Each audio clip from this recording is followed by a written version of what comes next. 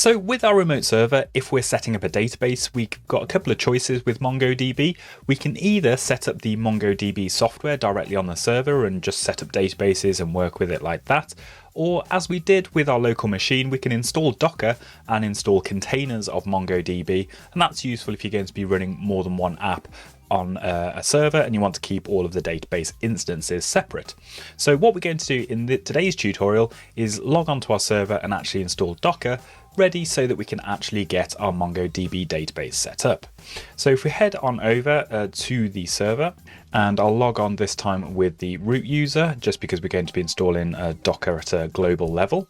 And there are a couple of different options for Docker. If you've got Docker installed already, you should have the command available to you. But as with our server, it's completely fresh, there's nothing set up.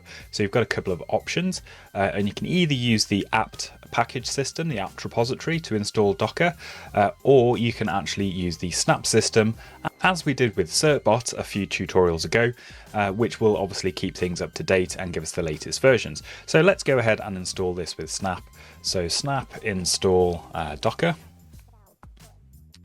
And if we just give that a few seconds to get the necessary files and do the installation process, it shouldn't take too long on the server since we've got a fast connection available.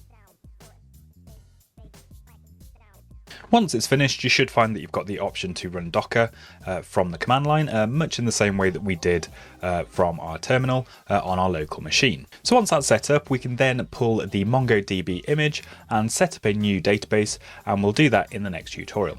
But that's it for this tutorial. Make sure you stay tuned for more web dev tips.